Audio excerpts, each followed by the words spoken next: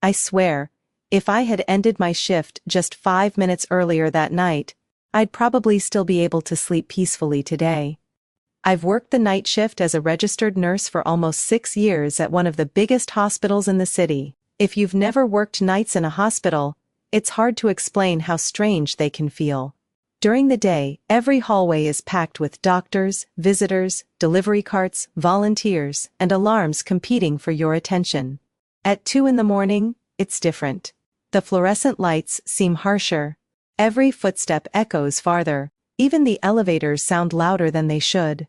You start noticing things. Not ghosts or monsters.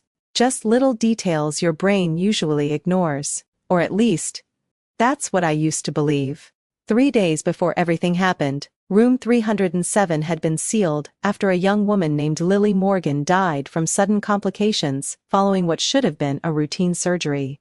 She was only 23. I'd only cared for her once during a shift change, but she thanked everyone who walked into her room. Even after she'd started struggling to breathe, she apologized every time she pressed the call button. After she died, environmental services disinfected the room. Maintenance disconnected the monitors, and administration temporarily closed it while they investigated a possible equipment issue. Nobody was supposed to be in there. My shift that night had been unusually quiet.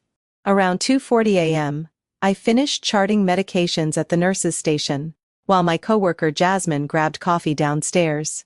The cardiac monitors hummed in the background. Someone laughed quietly down another hallway. A transport cart squeaked somewhere near radiology. Everything felt perfectly normal. Then my work phone vibrated. The display read, "Room 307 calling." I frowned. That had to be a software glitch. Closed rooms weren't even connected to the nurse call system. I stared at the screen until it stopped ringing. A few seconds later, it rang again. "Room 307 calling." My stomach tightened. Against my better judgment, I answered. For a moment, all I heard was static. Then a young woman whispered so quietly I almost missed it. "Please, don't let him in." The line went dead. I actually laughed, not because it was funny, because my brain desperately wanted it to be a prank. I immediately called the hospital operator. "No outgoing calls from 307, she said after checking. "The room's inactive." I literally just answered it.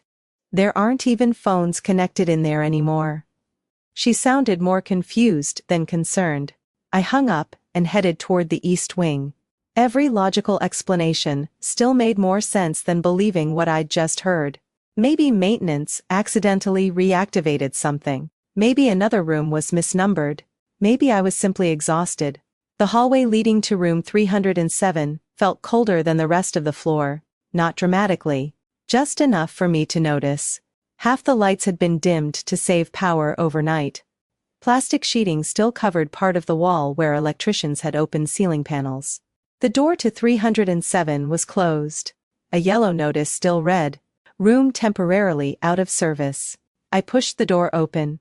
The room appeared empty. The bed had no sheets. The heart monitor had been unplugged. Cabinets stood open. Moonlight leaked through the blinds, painting long gray stripes across the floor. I stepped inside. "Hello?" Nothing. I checked behind the privacy curtain, even though there was nowhere for anyone to hide. Empty. I let out a slow breath and turned toward the hallway. Then someone quietly whispered my real name. "Emily." Every muscle in my body locked. Nobody here called me Emily. Not because it wasn't my name, because I never used it. My legal first name is Emily Grace Bennett. Ever since I was a kid, I've gone by Grace. My badge says Grace Bennett. My email says G. Bennett. Payroll, scheduling, coworkers, doctors. Everyone knows me as Grace. Even Jasmine didn't know my first name. Very slowly, I turned around. The room was still empty. I backed into the hallway without taking my eyes off the doorway. That's when Jasmine rounded the corner carrying 2 coffees. "You okay?" I realized I was shaking. "You look like you saw a ghost." I almost told her everything. Instead, I said, "I think someone's messing with the call system." She glanced toward 307. I hate that room. Why? She hesitated. You know Lily's family? The patient? She nodded. Her father kept insisting someone was trying to get into her room before she died. I blinked. What? He argued with security for almost an hour. Said there was a man standing outside the door every night. Stress does weird things. That's what everyone said. She handed me my coffee. But he wasn't looking into the room. What do you mean? He was looking directly at Lily. A chill crawled up my spine. Jasmine shrugged. I know how it sounds. Before I could answer, Security Officer Daniel Reyes walked over carrying a flashlight. You two okay? I explained the strange phone call. Daniel smiled politely. I'll check it out.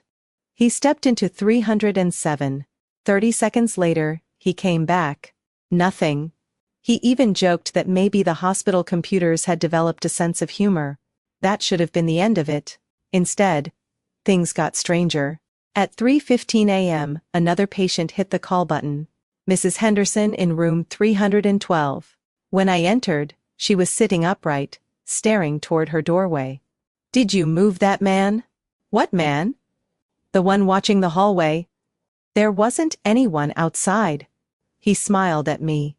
My pulse quickened. What did he look like? She frowned. I couldn't see his face. Before I could ask another question, she added something that made my skin crawl. He wasn't looking at me. She pointed toward room 307. He was waiting over there. I checked the hallway immediately. Empty. The security cameras outside showed nothing unusual. Daniel reviewed the footage himself. Nobody entered or left that wing besides staff. I started convincing myself everyone was feeding off rumors. Hospitals have stories. Every old building does. People connect unrelated events until coincidences become legends. That's all this had to be. Around 4 in the morning, I went downstairs to retrieve lab specimens.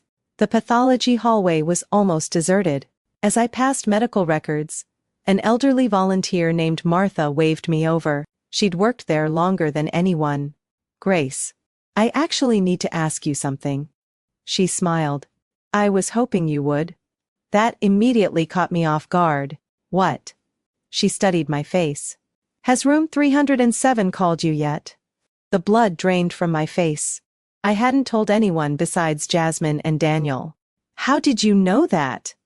Instead of answering, Martha unlocked an old filing cabinet tucked beneath decades of archived paperwork. She pulled out a worn manila folder tied with faded string. The tab simply read, 307. It wasn't a patient chart. Inside were handwritten notes, incident reports, security logs, maintenance complaints, pages dating back nearly 30 years. Most involved strange phone calls, unexplained whispers, patients claiming someone waited outside the room. Then I noticed something that made my hands start trembling. Every few years, a nurse reported hearing their real first name whispered inside room 307. Names that weren't printed on badges, names coworkers didn't know. Martha quietly closed the folder. I was hoping it had stopped. I could barely speak. What is this? She looked directly into my eyes. I don't know. Then her expression changed. Not fear. Recognition. She stared over my shoulder toward the hallway behind me. Very softly, she whispered, "Oh no." I turned. Standing at the far end of the corridor was a man in a dark maintenance uniform. His face was completely hidden in shadow. He wasn't moving. He wasn't speaking. He was simply watching me. Then my work phone vibrated one more time. The screen didn't say, "Room 307 calling" anymore. It displayed a message instead. "He found you." My first instinct was that someone had hacked the hospital's internal messaging system. My second instinct was to run. The message stayed on my screen for several seconds before disappearing as if it had never existed. I looked back toward the end of the hallway. The man was gone. I didn't hear footsteps. I didn't hear a door open. He was simply gone. "What did you see?" Martha asked. There was someone standing there. She slowly nodded, like she'd expected that answer. "We need to go somewhere private." She led me into the old records office and quietly locked the door. "I've worked in this hospital for 38 years, she said. "People tell ghost stories about this place all the time. Most of them are nonsense, but room 307, that's different." She slid the old folder back toward me. "The reports are real. Administration buried every one of them." I flipped through more pages.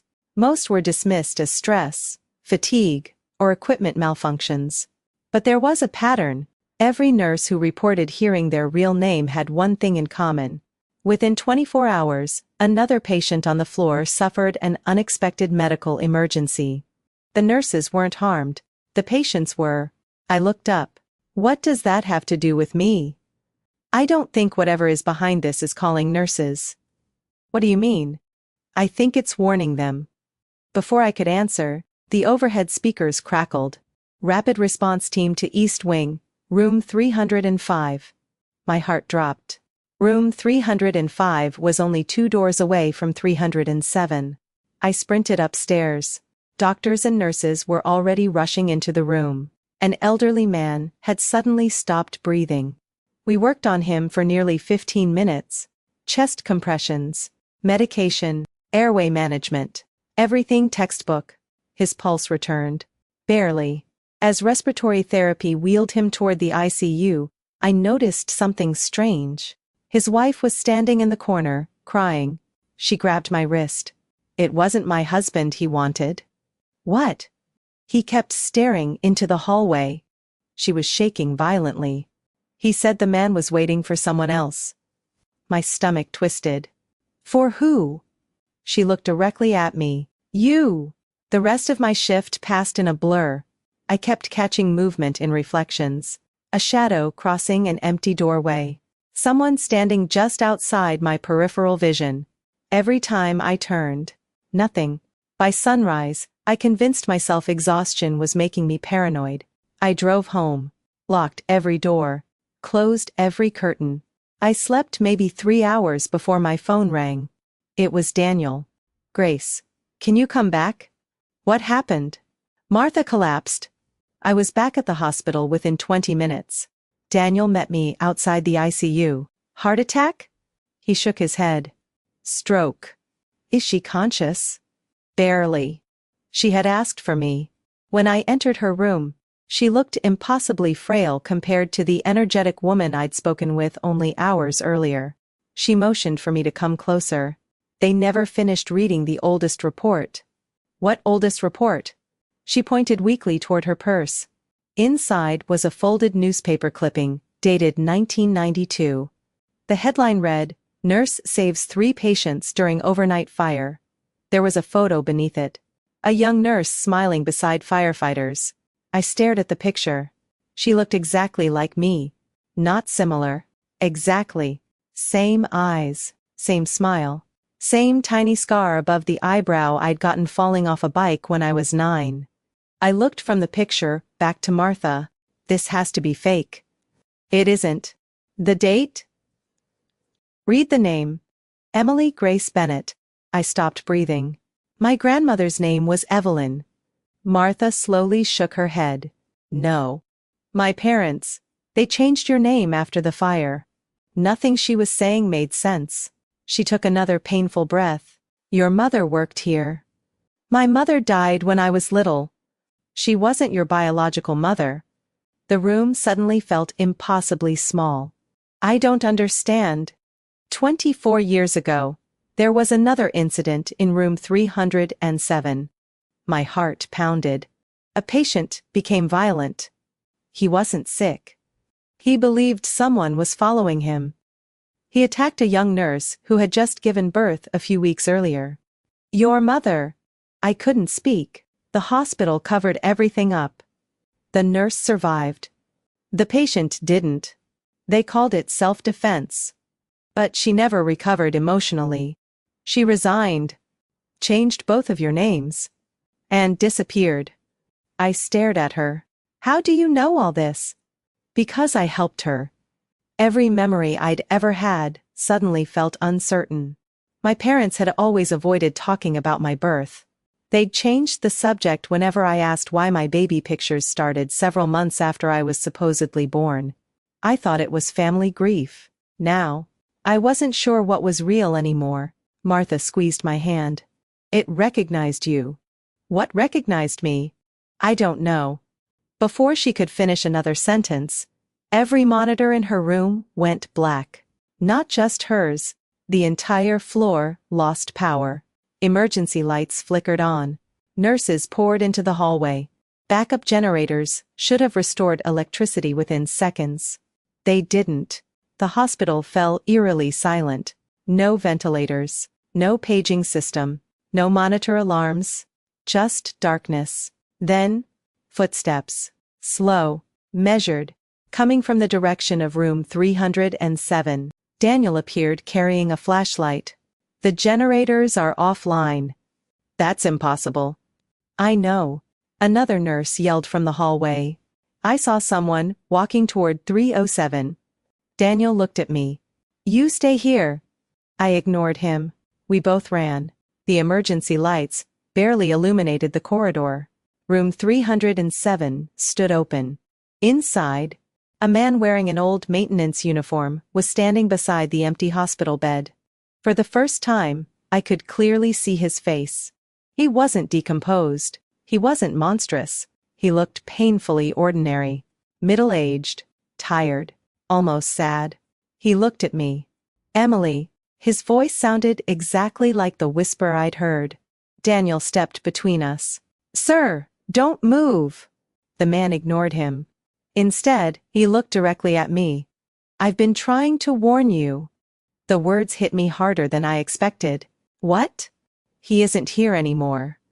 I kept calling. No one listened. Daniel ordered him to put his hands where he could see them. The man never reacted. Instead, he pointed toward the ceiling. The fire wasn't an accident. The light suddenly came back. Everyone blinked. For less than a second, the room was empty. The man had vanished. Daniel searched every hallway, every stairwell, every exit. Nothing. Hospital security reviewed every camera. No footage showed anyone entering room 307. No maintenance employee matching that description had worked there in over 25 years. Then investigators made an unexpected discovery. The emergency generator failure hadn't been mechanical. Someone had intentionally disconnected it decades earlier during renovations, hidden behind a sealed wall. The wiring was badly damaged from an electrical fire that hospital records never mentioned. When contractors opened the wall, they found something else. An old metal lunchbox. Inside was the identification badge of a maintenance worker named Thomas Hale. He had been reported missing 25 years earlier. According to official records, he'd quit without notice. He hadn't. The damaged electrical room had collapsed during a small overnight fire. He'd been trapped behind the temporary construction wall, while everyone believed the building had already been evacuated. His body had never been found because the wall had been permanently sealed during emergency repairs. The man patients kept seeing outside room 307. The maintenance uniform, the warnings, the calls, they were all connected to Thomas. He hadn't been trying to get into room 307. He'd been trying to keep people away from the damaged electrical system that repeatedly endangered patients over the years. The whispers weren't threats. They were desperate warnings. As for how he knew my real name, that answer came a month later. Hospital archives finally located the original incident file from the fire. My biological mother had gone into labor unexpectedly during the evacuation. Thomas had carried her through heavy smoke after reading the temporary patient board outside labor and delivery. The board listed one thing: her unborn daughter's name. Emily. He'd known it before anyone else ever met me. He saved both our lives. Then he died alone inside the walls of the same hospital, while everyone assumed the building was empty. The official investigation quietly corrected decades of records. Thomas Hale was finally recognized for his actions. His remains were identified and returned to his surviving family. The damaged electrical system was completely rebuilt. And something else happened. The report stopped. No more strange calls, no more whispered names. No more patients describing a man standing outside room 307. The room eventually reopened under a different number. I've worked hundreds of night shifts since then. Hospitals are still strange places after midnight. Machines still make noises that don't sound quite right. Hallways still feel endless when you're alone. But I've never answered another call from an empty room. Sometimes I still think about Thomas. For years, people called him a ghost story, a rumor, something exhausted nurses imagined to explain the things they couldn't understand. The truth was far sadder.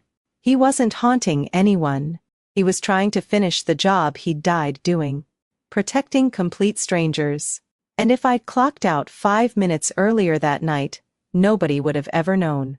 Thank you so much for listening to this story.